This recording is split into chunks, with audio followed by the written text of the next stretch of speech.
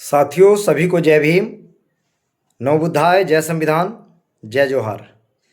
साथियों, महत्वपूर्ण बात है और आप देख रहे होंगे आज कल से परसों से सोशल मीडिया पर एक बहुत महत्वपूर्ण बात चल रही है कि देश के एक आईएएस अधिकारी ने इस्तीफा दिया है। साथियों, ये बहुत सोचनीय विषय है। इस बारे में इस बात को हल्के में न लें। ये पूरे समाज के लिए बहुत ही गंभीर विषय है। तो साथियों, जो इस्तीफा दिया है उन आईएएस महोदय का नाम है रिंकू सिंह राही। साथियों, रिंकू सिंह राही मेरे बहुत ही घनिष्ठ मित्र हैं और दिल्ली में, अलीगढ़ में हम लोग साथ रहे, तैयारी किए। साथियों, 2009 में जब इनकी पोस्टिंग हुई थी मुजफ्फरनगर एज ए समाज कल्याण अधिकारी के तौर पे, वहाँ भी इनके साथ बहुत ही गंभीर घटना घटी। वहाँ भी इन्होंने एक घोटाला पकड़ा। उस घोटाले में बहुत बड़ा घोटाला और कुछ नेताओं के नाम थे उसमें। उसके बावजूद उस घोटाले को जैसे ही ओपन करने था, वैसे ही एक दिन, शायद 28-29 मार्च की बात है 2009 की, इन पर गोलियों से वार किया गया। 4-5 गोली इनकी बॉडी में लगी। इन्होंने अपनी एक आंख गंवाई उसमें। लेकिन बाबा साहब के अम्बेडकरवादी पक्के मिशनरी होने के नाते ईमानदारी को प्राथमिकता दी और भ्रष्टाचारी का पर्दाफाश किया। दुख इस बात का हुआ कि उसमें मेन जो लोग थे वो बच निकले।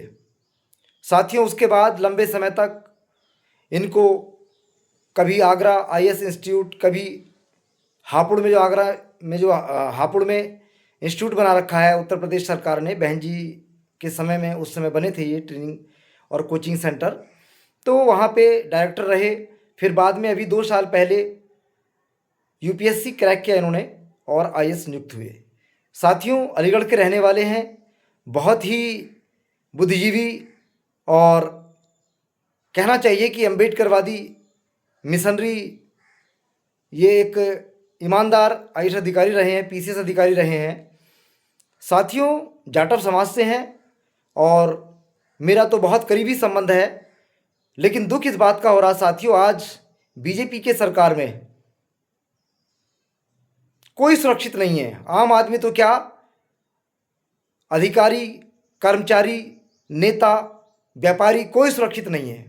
साथियों, इतना बड़ा अधिकारी, इतना ईमानदार अधिकारी जो अपनी जान पर खेल करके और भ्रष्टाचार को मिटाने का संकल्प लेकर के इस क्षेत्र में समाज की सेवा के लिए उतरे हैं, अगर वो इस देश के अंदर इस्तीफा दे रहे हैं, नौकरी से भाग रहे हैं, दूर हो रहे हैं, हट रहे हैं, तो कोई ज़रूर राजनीतिक कारण होगा। निश्चित तौर पे राजनीतिक कारण होगा, भले ही वो ना बताएं, लेकिन इतना ज़रूर है कि ये भाजपा सरकार न यहाँ महिलाएं सुरक्षित हैं, न यहाँ बच्चे सुरक्षित हैं, ना यहाँ छात्र सुरक्षित है, ना व्यापारी सुरक्षित है, ना किसान सुरक्षित है, ना मजदूर सुरक्षित है। तो साथियों, मैं कई बार कहना चाहता हूँ कि जो इस तरह की घटनाएं घटती हैं, उनके पीछे के कारण क्या है, इसकी जांच होनी चाहिए। जांच में ये सारे के सारे पहलू बाहर आने चाहिए, वो ओपन करना चाहिए समाज के सामने, पूरे देश के सामने, कि इतना बड़ा अधिकारी क्यों और किस तरह से इस्तीफा दे रहे हैं, कैसे मोह भंग हुआ नौकरी से, या कोई दबाव है, या किसी तरह की कोई गलत इनके ऊपर कार्रवाई या किसी बात का इन्हें भय है। इसलिए साथियों, इस सरकारों में कोई सुरक्षित नहीं है और इतने बुरे दिन आ गए देश के अंदर, इतने बुरे दिन आ गए हैं कि सिर्फ कुछ ही लोग इस देश के संसाधनों का माल चाट रहे हैं और मज़ा ले रहे हैं, गुलछड़े उड़ा रहे हैं। ये फर्जी राष्ट्रवाद की बात करते हैं, फर्जी राष्ट्रवादी लोग हैं, बहुत फर्जी राष्ट्रवादी लोग हैं। जातिवादी ये हैं, राष्ट्रवादी कुछ नहीं है, नोथिंग। इसलिए साथियों, राष्ट्रवाद का ढोंग रचते हैं ये लोग।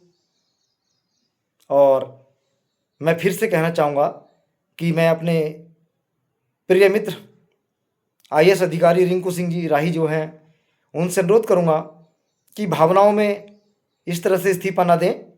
परिस्थितियों को संभालिए, कंट्रोल रखिए अपने ऊपर।